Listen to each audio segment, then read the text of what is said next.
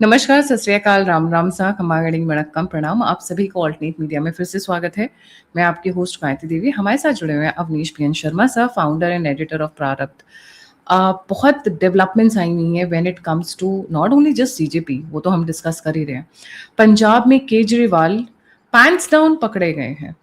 पंजाब के high court ने, Punjab and Chandigarh high court ने उनको ऐसा नंगा किया है जो हार्डली कोई करता है, और ये सीजीपी से कनेक्टेड है। झारखंड में इंस्टाग्राम या ये जो मेटा टेक कंपनीज है वो क्या कर रही है उस पे बात करेंगे, पर उससे जो बड़ी न्यूज है उसके बारे में बता दूं। जेपीसी घोटाले की पोल खुल गई है पूरी की पूरी। 50-50 लाख छोटा अमाउंट लगता है सर, अब तो 50 लाख ये लोग इस तरीके से कर दिए हैं। 50-50 लाख रुपए लेके आंसर शीट्स भरी जा रही हैं। Sir, very warm welcome on the show. Let's get started. Over to you sir. जी गायत्री जी, सबसे पहले आपको नमस्ते, सभी दर्शकों को भी प्रणाम। देखिए, पेपर लीक का तो खैर मौसम चल ही रहा है, लेकिन आपने शायद ही इस देश में इस तरह की कभी बेशर्मी देखी होगी विपक्ष में या राजनीतिक हलकों में या राजनीति के एक हलके में, जहां पहले तो हम लोगों ने ये देखा तेरा आतंकवादी मेरा आतंकवादी, तेरा पत्थरबाज मेरा पत्थरबाज, लेकिन तेरा पेपर लीक मेरा पेपर लीक ये इस देश में कभी नहीं देखा गया। आपने पंजाब हरियाणा हाई कोर्ट के अभी कल आए निर्णय की बात की। मेरे ख्याल से अगर मैं गलत नहीं हूं तो 454 454 ऐसे वो पद थे जिस पे रोक लगा दिया है हाई कोर्ट ने। और उन्होंने कहा कि साहब पर्याप्त सबूत हैं कि इसमें अनुचित साधनों का प्रयोग किया गया है इस परीक्षा में, और इसलिए आपकी जो फार्मेसी अफसर की पोस्ट है आप इसको अभी नियुक्ति नहीं दे सकते, तैनाती नहीं दे सकते। लेकिन महत्वपूर्ण बात यह है, जरा एक चीज देखिएगा, केवल 1 महीने पहले ये पेपर लीक का मुद्दा जो सबसे रिसेंट है और जिस पर अब तक नकारते रहे, भगवंत मान नकारते रहे, अरविंद केजरीवाल नकारते रहे, सिसोदिया नकारते रहे कि नहीं साहब पंजाब में तो कोई पेपर लीक हुआ ही नहीं। लेकिन मैं 2 उदाहरण आपके सामने रखता हूं जहां नीयत का फर्क आपको पता चलेगा। एक तरफ केंद्रीय स्तर पर नीट की परीक्षा और नीट की परीक्षा का पेपर लीक हुआ, उसको लेके हम सबने सारा इतना बड़ा हंगामा भी देखा, प्रदर्शन भी देखा, देश भर में चिंता भी देखी, हालांकि कुछ नकारात्मक जहरीलापन भी देखा। लेकिन एक ही समय लगभग चल रहे जरा 2 इश्यूज को देखिए। नीट पेपर लीक हुआ, सरकार ने उस सॉरी परीक्षा को रद्द किया। उसके बाद विद इन अ मंथ नई परीक्षा प्लान किया, न सिर्फ प्लान किया बल्कि उसको कराया। कराने के बाद जिस समय जंतर मंतर पर ये सारा कुछ चल रहा था, उस समय नीट की दूसरी सक्सेसफुल परीक्षा जो हुई उसके रिजल्ट आउट थे और बच्चे अपनी काउंसलिंग करा रहे थे। एक ये पहला उदाहरण। दूसरा उदाहरण लेते हैं, पंजाब हरियाणा हाईकोर्ट ने कल जो फार्मेसी अफसर पंजाब वाले में किया है, आप देखिए 1 महीना पहले ही ये रिजल्ट आता है। इस रिजल्ट में धांधली होने की बात आती है, 452 के लगभग नियुक्तियों में फ्रॉडिज्म की बात आती है, अनुचित साधनों के प्रयोग की बात आती है। पंजाब सरकार क्या करती है, आनन फानन में इन सभी लोगों को नौकरियां देने के प्रयास में लग जाती है विद इन अ मंथ।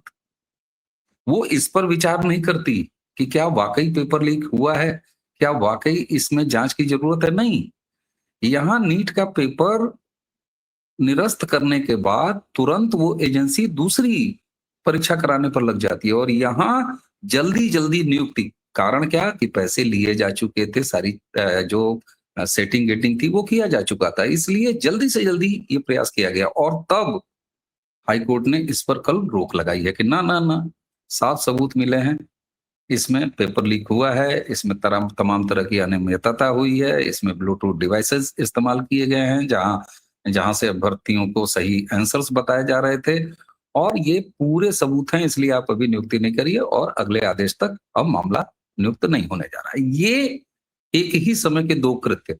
अब जरा दोनों के नियत में आप देखिए, और ये लोग इस बेशर्मी से बात करते हैं कि साहब केंद्र सरकार, और तो और छोड़िए, जरा इस देश के विपक्ष की मानसिक मानसिक स्थिति देखिए।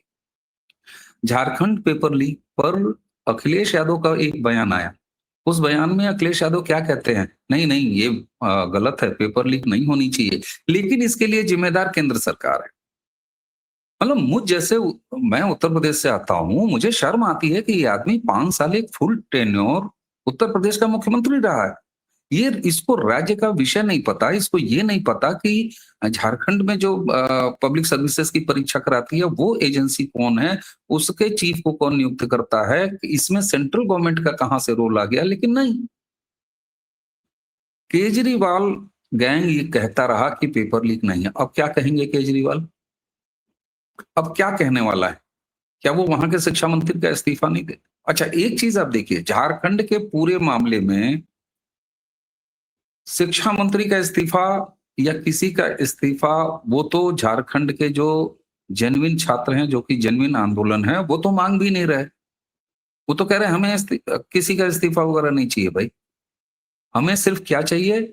हमें ये चाहिए कि जो परीक्षाओं में इतनी धांधली हो रही है वो धांधली रुके, और जो जेपीएससी में भ्रष्टाचार है वो भ्रष्टाचार रुके। उसको आप रिफॉर्म कीजिए, फुल प्रूफ कीजिए। अब इसके सामने धर्मेंद्र प्रधान का इस्तीफा दे दो, उसके बाद तुमको अरविंद केजरीवाल और राहुल गांधी कहते हैं कि भैया तुमको जो है वो अब गृह मंत्री का भी इस्तीफा चाहिए। उधर काकरोच जनता पार्टी के वो गटर छाप काकरोच, जो कि आम आदमी पार्टी नाम के गटर से निकले हैं, क्योंकि काकरोच हमेशा गटर से ही निकलते हैं। वो सारे लिंक है, मैं उन लिंकों को क्या करूं, वो वीडियो भी टहल रहा है। जब दिल्ली विधानसभा चुनाव में यही डीप के अरविंद केजरीवाल का प्रचार कर रहा है मनोज तिवारी के खिलाफ, तमाम उसके वीडियो टहल रहे हैं। लेकिन अब फिर मैं एक दूसरा उदाहरण आपको देता हूं जहां आपको नीयत का फर्क दिखाई देगा। एक तरफ राहुल गांधी से लेके काकरोच जनता पार्टी 72 घंटे में पैदा कर दी गई, तमाम तरह की चीजें अब उसके आगे पीछे खुल रही हैं। तुम्हें छात्रों से कितना सरोकार था कि तुमने 2800 से ऊपर क्रिमिनल बैकग्राउंड के लोग इकट्ठे किए, जिसमें से 972 ऐसे जो कि हार्डकोर कोर क्रिमिनल्स हैं। दूसरी तरफ सरकार उसी समय क्या कर रही थी? सरकार उसी समय जो एंटी पेपर लीक बिल लेके आई, उसमें प्रोविजन क्या है मैं दिखा रहा हूं आपको, ये सब कह के कि नियत का फर्क कहां है। उसी एक महीने में नीट की परीक्षा दोबारा करा ली गई, और दूसरी तरफ पंजाब में एक महीने के अंदर लीपापोती करके जल्दी से भ्रष्टाचार को छुपाने और बचाने का प्रयास किया गया। इधर पिछले 2 महीने से ये ड्रामा चल रहा, लेकिन सरकार ने जब हाउस में prevention of unfair means amendment act लेके आई, तो उसमें प्रोविजन क्या है? सामान्य व्यक्ति, एक कोई इंडिविजुअल अगर करता है तो 5 से 10 साल की जेल और 50 लाख का जुर्माना, ये एक कड़ा कानून लेके आती है सरकार। अगर कोई संगठित अपराध करता है, जैसे कि अभी ये जो तिवारी अरेस्ट हुआ है झारखंड वाले में, मैं अभी उस पर भी आऊंगा। ये संगठित है। संगठित का मतलब कोचिंग माफिया के साथ एक सेट रैकेट चल रहा है, वो रैकेट एक व्यापक पैमाने पर करा रहा है। उस केस में जो एंटी पेपर लीक बिल आके रखा हुआ है, और अब जो कानून है 7 से 10 साल की कठोर सजा है, जेल है, और 10 करोड़ रुपए का जुर्माना है। तो एक तरफ तुम सड़क पर अराजकता कर रहे हो, हिंसा कर रहे हो, तुम अपने झारखंड के, चूंकि वो शिक्षा मंत्री कांग्रेस पार्टी का विधायक है, इसलिए आप देखिए कितने स्मार्टली उस नैरेटिव को मिटाने का प्रयास किया जा रहा है। कितने दर्शकों में ये जाना है, सब लोग ये जान रहे हैं वो शिबू सोरेन का मंत्री है, लेकिन वो कांग्रेस घटक दल के रूप में वो कांग्रेस का विधायक है, ये कितने लोग जान रहे हैं। और कांग्रेसी इकोसिस्टम की खूबसूरती देखिए, वो कहीं भी कांग्रेस का इंटरेस्ट, राहुल गांधी शाम को प्रेस कॉन्फ्रेंस करके कहते हैं बड़ा दुखद है, और रात के अंधेरे में लड़कियों को दौड़ा दौड़ा के मारती है झारखंड पुलिस, केवल और केवल कांग्रेस का जो शिक्षा मंत्री है वहां, जो कांग्रेस का विधायक है, उसको बचाने के लिए। दूसरी तरफ सरकार इतने कड़े कानून लाके कानून में काम करती है और काम करके कानून दे देती है। तो ये नियत का फर्क बताता है। और ऐसे में जो अभी क्रैक किया गया है ये पूरा रैकेट जेपीएससी का, आप सोचिए, आपने अभी कहा अपने इंट्रो में कि सर 50 लाख रुपए तो बड़ा हंसी खेल लगता है, बिल्कुल लगता है। लेकिन इसमें कहीं ना कहीं मैं सरकारों की आलोचना खूब करता हूं, मैं नीतियों की भी आलोचना खूब करता हूं। मैं ऐसा करते समय ये भी एक बार नहीं देखता कि वहां भाजपा की सरकार है या एनडीए की सरकार है। लेकिन मैं ये कहता हूं कि समाज का भी कोई दोष है कि नहीं दोष है। क्या ही अच्छा होता नीट की परीक्षा में, आप मुझे एक बताइए कि सिंपल इकोनॉमिक्स का नियम क्या कहता है, जब डिमांड होती है तो उसकी सप्लाई होती है। आज 50 लाख रुपए में अगर जेपीएससी का पेपर खरीदने वाले तत्व मौजूद हैं, परिवार मौजूद हैं, इस आशा पे कि साल भर में इसकी रिकवरी हो जाएगी और वो होनहार लड़का उनका घूस घास लेके 50-60 लाख रुपया वो पैदा करके दे देगा और उसके बाद जीवन के 27-28 साल 30 साल वो बढ़िया से मौज काटेगा।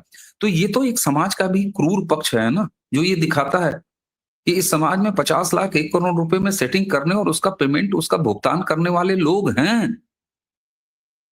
अब ये जो तिवारी निकल के आया है, अभय तिवारी, आप सोचिए ये किस तरीके से उस सिंडिकेट का हिस्सा बनते हैं और इनका सरकारों से कोई मतलब नहीं होता, मैं आज बता रहा हूं।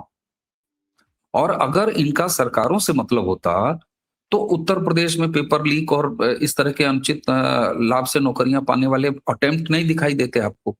आप कोई राज्य उठा लीजिए, ये हमें ईमानदारी से बात करनी पड़ेगी और यही ईमानदारी से बात ही नहीं बल्कि काम करते हुए सरकार ने जब जरूरत समझी देश भर के लिए एक कानून बनाने की तो वो कानून बना दिया।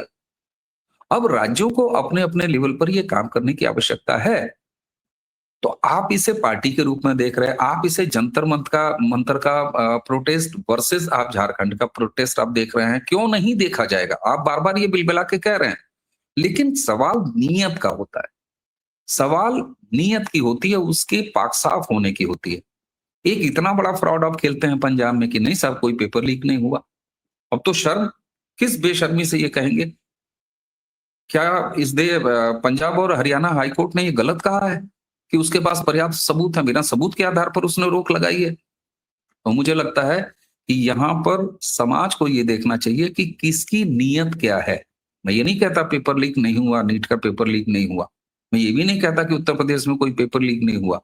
यह एक राष्ट्रीय समस्या है और अब इस समस्या को सरकार द्वारा एड्रेस किया जा चुका है कड़ा कानून लाके। तो निश्चित तौर पर जब तक समाज में इस तरह की चीजें रहेंगी और उन्हें राजनीतिक संरक्षण मिलता जाए रहेगा, तब तक इस तरह सर, के अभय तिवारी या इनके लोग, इनका सिंडिकेट काम करता रहेगा। जी। इंटरेस्टिंग बात यह है कि 50-50 लाख लेकर एक्सपर्ट्स ने, मतलब किसी भी फील्ड, सपोज डॉक्टर बैठ जाए ये बच्चों का नीट का एग्जाम लेने, 50-50 लाख रुपए लेकर वो लोग फॉर्म इनके क्वेश्चन आंसर्स दे रहे हैं। ये क्या इनको समझ नहीं आया, इनको पता नहीं चला, या जानबूझ के हेमंत सोरेन ने कराया? क्योंकि अभी सर कुछ दिन पहले हमने एक वीडियो किया था जहाँ पे एक विसल ब्लोअर ने, ऑब्वियसली किसी और चैनल के साथ चल रहा था, बट विसल ब्लोअर ने आके ये बताया कि ये सारा पैसा हेमंत सोरेन एंड कांग्रेस को भी जाता है। ये it is not just one thing. नहीं, मैंने आपसे कहा ना, देखिए इस तरह के सिंडिकेट जब काम करते हैं तो मैं कुछ आपको बड़ा प्रैक्टिकल अनुभव बताता हूँ, कुछ बातें बताता हूँ। आप, समाजवादी पार्टी की सरकार हुआ करती थी उत्तर प्रदेश में और दर्शकों आप हंसीएगा नहीं जान के कि सिपाही या सरकारी कर्मचारियों की भर्ती, जो जूनियर लेवल की भर्तियां होती थी, जैसे सिपाही कांस्टेबल की भर्ती ले लीजिए, वो पर्चियां तो छोड़ दीजिए कि नाम की पर्चियां आती थी। क्या आप बिलीव करेंगे कि डार्ट पेन से हाथ पर लिखा गया, कैंडिडेट के हाथ पर लिखा हुआ है और एक कोड है, नंबर और सिग्नेचर इनिशियल, वह अभ्यर्थी उसको फूंकते फांकते ऐसे बचाता हुआ कि कहीं वो मिट ना जाए और लेके जाके उसको एक खास स्थान पर दिखाना होता था और उसकी भर्ती प्रक्रिया पूरी हो जाती थी। आप भरोसा करेंगे? ये मैं सपा सरकार के उत्तर प्रदेश में रहते हुए बता रहा हूं। जेवर, मां का पत्नी का जेवर बेच के, खेत बंधक रख के सिपाही भर्ती में पैसे दिए गए और भर्तियां पाई गई। जब पकड़े गए तो खेत बिक गया, मां का और बीबी का सोना चला गया, गहना चला गया। ये स्थिति है। तो सरकार, दो चीजें होती हैं। एक तरफ सरकार की, मैं इसीलिए आप जो कह रही है ना कि क्या 50-50 लाख में एक्सपर्ट्स आ गए, वो एक्सपर्ट्स भी और पेपर खरीदने वाले भी और पेपर लीक कराने वाले भी, सेटिंग कराने वाले भी इसी समाज के हिस्से हैं ना। ये लड़के जिस समाज से के लिए लड़ रहे हैं, ये वही समाज है ना। हम ही आप तो हैं समाज। हम कहीं यहाँ ज्ञान दे रहे हैं, दूसरी तरफ अभी हम ये वीडियो समाप्त करेंगे तो हम समाज के हिस्से हैं। तो यह तो हमारे ऊपर भी निर्भर करेगा ना। तो आप सोचिए, बस फर्क किस चीज का होता है, सरकार की जब बात आती है, व्यवस्था की जब बात आती है, एडमिनिस्ट्रेशन की जब बात आती है, कि नियत में क्या है। एक तरफ नियत में है कि कागज से चाचा लिख के हाथ पर दे रहे हैं, कागज छोड़िए हथेली पर लिख के दे रहे हैं, जैसे मेहंदी रच दी हो नौकरी के नाम, और वो कैंडिडेट ले जाके दिखाता है और उसका सिलेक्शन हो जाता है। ये सिलेक्शन प्रोसेस था, इतना फुल प्रूफ कि कोई सबूत ही न रह जाए कि किसी ने पर्ची लिखी कहीं से कुछ गया। यहां पर सरकार या व्यवस्था जब खुद उस सिस्टम में शामिल हो जाए, उस रैकेट में शामिल हो जाए, तो एक ये नियत है। और दूसरी नियत यह है कि माना कि हाँ नीट परीक्षा लीक हुई, परीक्षा रद्द किया, चूड़ियां टाइट की, 1 महीने के अंदर दोबारा परीक्षा कराया, सफल छात्रों को घोषित किया, उनकी काउंसलिंग हुई। इस समय बच्चे अपनी अपनी काउंसलिंग करा के अपना अपना मेडिकल कॉलेज में एडमिशन ले रहे हैं।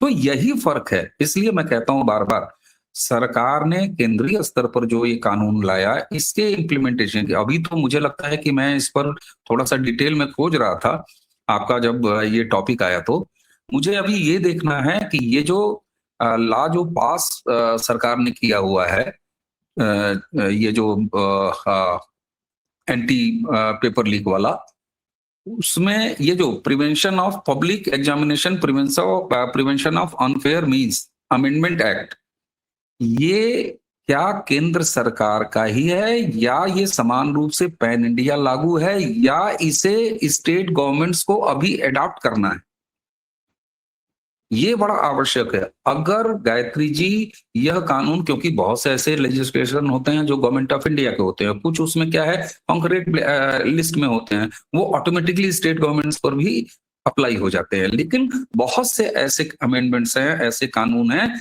जिनको की स्टेट गवर्नमेंट्स अडॉप्ट करती है।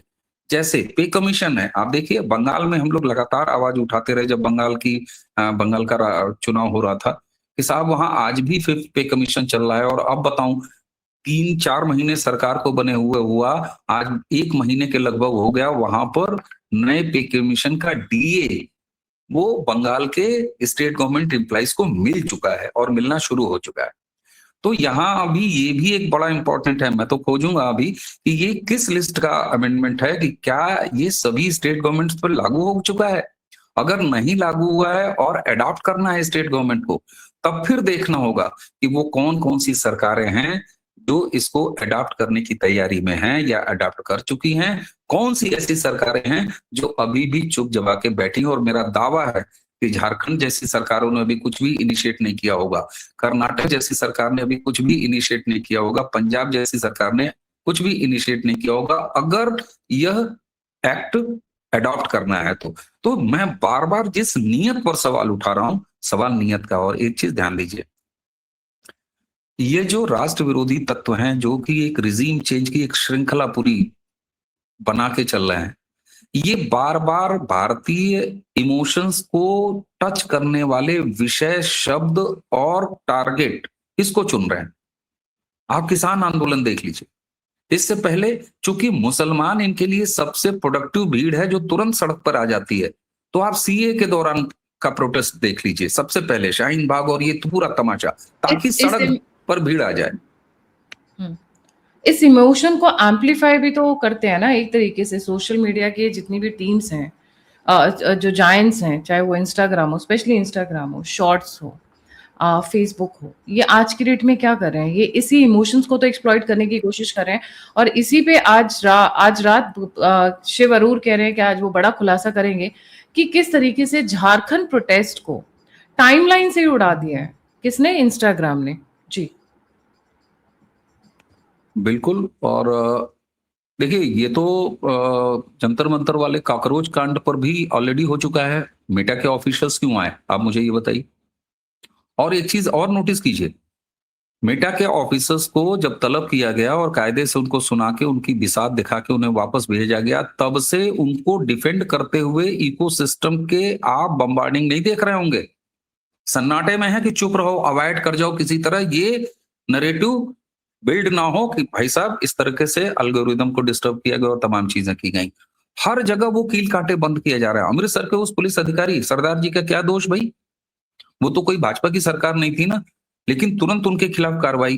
आप यह देखिए कि ये इकोसिस्टम अपने पकड़े जाने पर तुरंत उसके ऊपर मिट्टी डालने का काम कर रहा है, और ये बताता है कि इनकी नीयत में लगातार खोट है। और एक चीज मैं और बताऊं, अब तमाम लोग ये कहेंगे, और निश्चित तौर पर इस पर बात होनी चाहिए, जो राष्ट्रवादी समर्थक हैं, जो देश का कल्याण चाहते हैं, जो चाह रहे हैं, जो जान रहे हैं कि देश में 2014 से एक जो परिवर्तन आया है उसको एक लंबे समय तक चलने देने की आवश्यकता है, वो समय समय पर थोड़े भावुक होने की वजह से निराश होते हैं। कारण क्या? हम बार बार देखते हैं कि अभी आपने भी कहा कि ये इम्प्लीफाई करते हैं, इम्प्लीफाई भी तो करते हैं, तमाम उनका इकोसिस्टम एक्टिव हो जाता है। आपको याद होगा इस लोकसभा के शुरुआती भाषण में, पहला भाषण जीतने के बाद प्रधानमंत्री ने एक बात कही थी कि इकोसिस्टम को उसकी भाषा में ही जवाब दिया जाएगा। आप एक सुखद परिवर्तन नोटिस कीजिए दर्शकों, चाहे वो नसरुद्दीन शाह हो, चाहे प्रकाश राज हो, चाहे इस तरह के और जो इकोसिस्टम के अपने आप को सो कॉल्ड इन्फ्लुएंसर कहने वाले हैं, अब इनको इन्हीं की भाषा में जवाब मिल रहा है। अगर आप देखें तो नसरुद्दीन शाह को जवाब दिया गया है, उन्हीं की फील्ड के व्यक्ति द्वारा जवाब दिया गया है। मिश्रा अगर पहुंच के वहां कहते हैं कि अब वे कुत्ते कहां हैं और अब किन कुत्तों के गले में हड्डी है, तो ये नसरुद्दीन शाह के लिए जवाब होता है। इसी तरह अगर एक कोई स्टैंड अप कॉमेडियन जाता है तो उसके पीछे समाज खड़ा होता है, और चार केवल सेलिब्रिटीज, सो कॉल्ड सेलिब्रिटीज और सो कॉल्ड इन्फ्लुएंसर नहीं। वो जो एक लड़की है जो भद्दी गालियां दे रही थी, और जब बाद में कहा गया और ये भी बात आई कि वो वीडियो माफीनामे वाला सही है कि छोटी बहन का है कि बड़ी बहन का है, माँ का विक्टिम कार्ड दुनिया भर का। आप मुझे ये बताइए उसके खिलाफ मुकदमा किसने कराया? मोदी जी ने तो कह दिया कि अपने ही बच्चे बच्चों हैं, बच्चे भटक जाते हैं, इनको जो है जाते कोर्ट कचहरी के चक्कर मत लगवाने दीजिए। लेकिन किसने किया? तो समाज। आप मुझे ये बताइए, सीपी पर, कनॉट प्लेस पर दौड़ा दौड़ा के उन काकरोचों का जिन्होंने भद्दे शब्दों का इस्तेमाल किया था उनका इलाज कौन करता हुआ नजर आया? हैं। अभी आज तो का कल शाम की घटना, दीप के एक गार्डन में, बच्चों के गार्डन में बैठ के 40-50 लोगों के साथ कर रहे थे, सिटीजन्स तो ने लोगों भगा ने, दिया वहां से। सिटीजन्स ने बोला हम, हमारे बच्चों का गार्डन है ये, हमें आप जैसे लोग नहीं चाहिए। पुलिस को बुला के बकायदा उनको बाउंसर्स आने पड़े, भागे हैं वो लोग उठ के वहां से। तो मैं वही कह रहा हूं, अंडा। अच्छा ये बताइए, बीमबाजी जो बंगाल में चल रही है, कभी देखा किसी विधानसभा के चुनाव में सरकार बदलने के बाद इतने दिनों तक इस तरह का आक्रोश जनता का? हमारे लिए मैं एक बात हमेशा कहता हूं, जब भी निराशा सामने आती है तो मैं एक बात हमेशा कहता हूं, आप इस बात से चिंतित मत होइए कि नकारात्मकता कितनी है। आप इस बात को नोटिस कीजिए कि उस मौजूद नकारात्मकता के सामने सकारात्मकता कितनी है, और 2014 से सकारात्मकता की मात्रा ज्यादा है। हमें महत्वपूर्ण इसको मानना चाहिए, क्योंकि ये एविल डेविल वाला गेम है। आप कहिए कि बिल्कुल I love you Modi ji सब लोग बोलने लगे, 100% नहीं होगा भाई, ऐसा संभव नहीं है। तो जब संभव नहीं है तो लोग, जिस डेमोक्रेटिक मॉडल को हमने अपनाया है, जिसमें हमें नंबर्स की कौन ज्यादा है, तो 2014 से जो ज्यादा है उसकी सत्ता चल रही है, उसके उत्थान का काम हो रहा है, तो हम निराश कभी नहीं होना चाहिए। क्यों? क्योंकि इनका तो डीएनए वही है, ये वही करेंगे, और ये वही करने के लिए जाने जाते हैं, और ये हमेशा मौजूद होंगे। आप ये मत सोचिए कि मैं इनकी, लोग कहते हैं वामपंथ मर गया, मैंने कई बार रिपीट किया है, एक बार और रिपीट करता हूं, जीव मरता है, परजीवी नहीं मरता। पैरासाइट कभी नहीं मरता, पैरासाइट को पैरस कोई एक शरीर चाहिए होता है। तो हमें इस पर ध्यान और देना चाहिए, और इंसान, निश्चित तौर पर इंसान हाँ, मरता है, इंसान, मनुष्य की मृत्यु होती है, बट आइडियोलॉजी की मृत्यु नहीं होती है। वो कभी नहीं होती है, कभी भी नहीं होगी। कुछ लोग कहते हैं, आप ध्यान दीजिए, जब ये काकरोच नाम आया मैंने कहा ना ना ना ना, आप इसको हंसी ठट्टे में मत उड़ाइए। और क्या समझते हैं आप, भारत में जो कुछ भी पैदा हो गया या इस ब्रह्मांड में जो कुछ भी पैदा हुआ, भारतीय राजनीति में अब काकरोच कभी यहां से गायब नहीं होंगे। लेकिन हाँ, इसका सकारात्मक बात क्या है कि भारतीय राजनीति में काकरोच भी मौजूद हैं, ये हमको हमेशा ध्यान रखना होगा। तो एक चीज आज बताऊं आपको, कई बार क्या होता है कि अपने पैर पर कुल्हाड़ी मारते हुए आदमी दिखता नहीं है, लेकिन वो मार चुका होता है।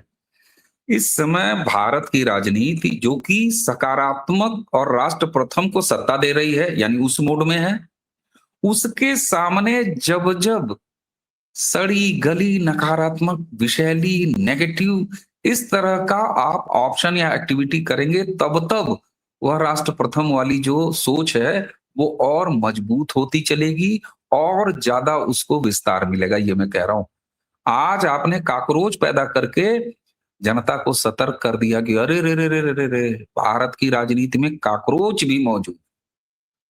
ये मैं कह रहा हूं कि जिन्होंने ये जहर बोया है वो जहर उनके लिए खुद है। कारण क्या? आप अपने कुनबे को और ज्यादा विषाक्त कर रहे हैं, और ज्यादा कुरूप कर रहे हैं, और ज्यादा नेगेटिव कर रहे हैं।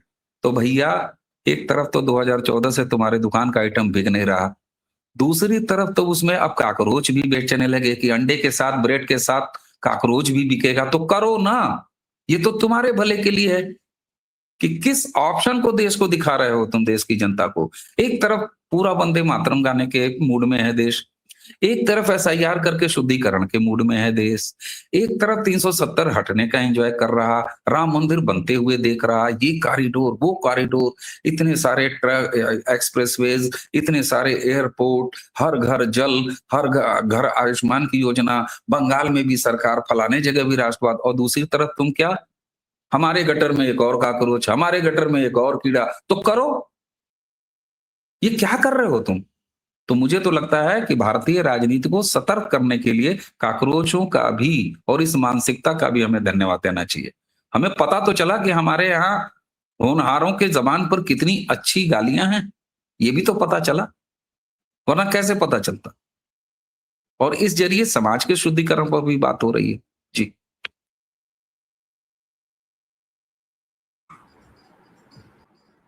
सर, एक सिमिलर डेवलपमेंट हुई है तमिलनाडु की तरफ में। वहां पे तो टोटली रिजेक्ट कर रहे हैं नीट पेपर को। बाय द जैसे पूरी सरकार चाहती है कि across the world, sorry across the country, Bharat में नीट एक यूनिफॉर्म पेपर हो जिससे जो मेडिकल कॉलेजेस हैं उनमें बच्चों को असाइन किया जा सके एज पर रैंकिंग। ये तो बोल रहे हैं हम नीट कवर ही नहीं करेंगे। क्यों नहीं करेंगे? अब ये दीपके की टीम वहां क्यों नहीं जा रही है? हम्म देखिए, ऐसा है कि केरल एक ऐसा स्टेट जहां लेफ्टों की सरकार रही और उसने अपना फॉरेन सेक्रेटरी अपॉइंट किया था। बंगाल में ममता बनर्जी की सरकार रहते हुए ग्रेटर बांग्लादेश या ग्रेटर बंगाल की कल्पना भी आपने सुनी होगी। यहां तक कि तृणमूल की मानसिकता ये थी कि बांग्लादेश हमारा ज्यादा करीबी है, क्योंकि हमारा खाना, बातचीत, ये सब एक है। तो ये जो लोकल आइडेंटिटी है ना, ये लोकल आइडेंटिटी हमेशा राष्ट्रवाद के खिलाफ खड़ी नजर आती है। हालांकि इसका एक और पक्ष है, वो साथ चलते हुए भी नजर आती है और चल सकती है। जैसे जैसे उसका उदाहरण दे रहा हूं, नॉर्थ ईस्ट के बारे में 2014 तक हमारा क्या परसेप्शन था कि अरे हाथ से गया, वहां तो सब कन्वर्ट हो चुका है। लेकिन वही नॉर्थ ईस्ट उस अपने डेमोग्राफिक चेंज के बावजूद भी, अपनी लोकल आइडेंटिटी के बावजूद भी, अपनी रीजनल आइडेंटिटी के बावजूद भी नेशनलिज्म के साथ हाथ मिला के चल रहा है कि नहीं पॉलिटिकली? आप मुझे बता दीजिए।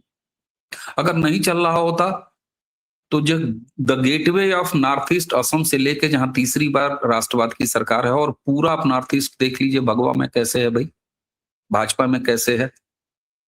इसका मतलब है कि अगर नियत में खोट न हो तो रीजनल आइडेंटिटी कभी भी क्लैश नहीं करेगी नेशनल आइडेंटिटी के साथ, या नेशनलिटी के साथ, या नेशनलिज्म के साथ, कभी नहीं करेगी। लेकिन ये चीज आप तमिलनाडु में नहीं देखेंगे। आप चलिए तमिल राजनीति में ये जो द्रविडियन पॉलिटिक्स है, इसने 50 के दशक से एंटी हिंदी, जब वो देखिए देश में कहीं जब एंटी हिंदी सेंटिमेंट अगर आपको दिखाई दे तो वो ऑटोमेटिकली बाय डिफॉल्ट एंटी जो हमारी राष्ट्रवाद है उसके साथ जाके आपको जुड़ता हुआ दिखाई गया। एंटी नेशनलिज्म के साथ वो जुड़ेगा ही जुड़ेगा। मैं एंटी नेशनलिज्म जब कह रहा हूं तो अब आप देखिए वहां पर तमिल आइडेंटिटी हावी होती है और ये उसको हावी करने का प्रयास किया जाता है। भाषा का आंदोलन जो 50s में चला, जो हेट्रेट हिंदी के प्रति, और अब जब नई शिक्षा नीति में ये हिंदी का विस्तार और एक नई शिक्षा नीति जिससे भारतीय संस्कृति, भारतीय जो अलग अलग बोलियां हैं, जो डायलेक्ट्स हैं, उनको जब एक साथ आगे बढ़ाने का प्रयास हुआ, तो आपको फिर तमिलनाडु से वो नेगेटिविटी दिखाई दे रही है।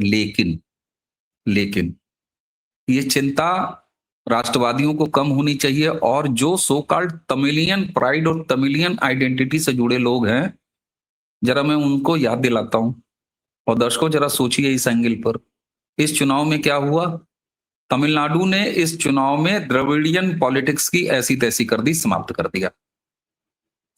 द्रविड़ पॉलिटिक्स करती हुई दोनों रीजनल पार्टियां सत्ता से बाहर हो गईं। कहां गई अब तमिल अस्मिता और तमिलियन आइडेंटिटी? आपका Tamilian identity politics Dravidian politics के साथ मैच था, और आपको दोनों द्रविडियन पार्टी तो सत्ता से बाहर हो गई, दोनों को हार मिली। लेकिन यहां राष्ट्रवाद दुखी क्यों ना हो, मैं बताता हूं उसका कारण है। राष्ट्रवाद जब वहां आएगा, केरल पे काम हो रहा है, तमिलनाडु में काम हो रहा है, बंगाल ने रिजल्ट दे दिया, तो आपको उस बीच में उस वैक्यूम को भरा किसने? उस वैक्यूम को आज तमिलनाडु में भर चुका है चर्च पॉलिटिक्स। चर्च की राजनीति ने वह गैप भर दिया है। आपकी तमिलियन आइडेंटिटी, तमिलियन प्राइड, तमिलियन अस्मिता वो गई किनारे। आपने भारत के राष्ट्रवाद से तमिलियन आइडेंटिटी, राष्ट्रवाद को दूर करने का प्रयास किया, अलग करने का प्रयास किया। यही अपराध ममता बनर्जी की राजनीति ने किया था। आज ममता बनर्जी की राजनीति कहां है? जनता से गई, यहां तक कि अपने निर्वाचित सांसदों से गई, विधायकों से गई। ठीक यही आप देखिए तमिलनाडु की राजनीति में हो रहा है। इसलिए मैं किन्हीं छोटे छोटे एक्शंस की तो चिंता ही नहीं करता हूं। कारण यह कि यह सांस्कृतिक लड़ाई है, कल्चरल लड़ाई है, कल्चरल रेवोल्यूशन है। और इसीलिए 2014 की लोकसभा रिजल्ट को मैं कभी इलेक्शन रिजल्ट नहीं बोलता हूं, मैं उसको कल्चरल रिजल्ट बोलता हूं रिजल्ट और हाँ कल्चरल रेवोल्यूशन बोलता हूं। वो मात्र एक सत्ता की परिवर्तन का मामला नहीं था, इलेक्शन नहीं था। तो तमिलनाडु जैसा प्रदेश भी अब उस आइडेंटिटी क्राइसिस से गुजर रहा है, और आज नहीं तो कल जब चर्च की पॉलिटिक्स 5 साल आप देख लेंगे, उसके बाद राष्ट्रवाद की वो उर्वरक जमीन वहां पर आपको नजर आएगी। जी बिल्कुल सही सर।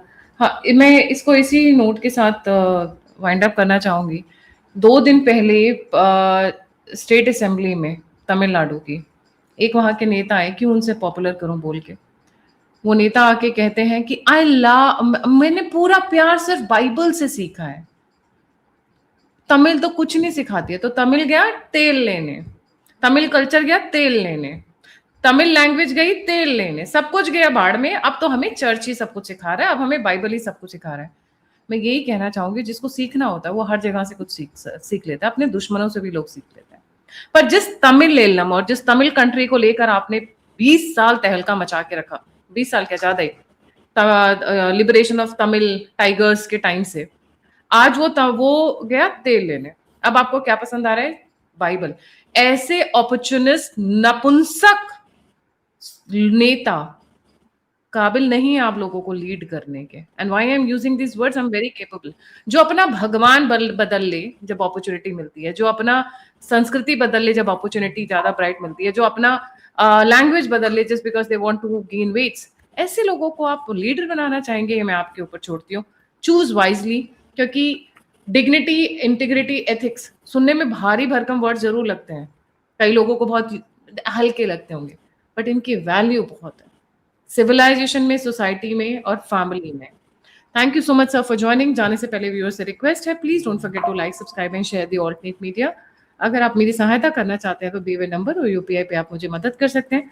आप मुझसे जुड़ना चाहते हैं, इन्फॉर्मेशन शेयर करना चाहते हैं, तो मेरा ईमेल डिस्क्रिप्शन बॉक्स में। इसी के साथ जय हिंद, जय श्री राम, हर हर महादेव। जय जय श्री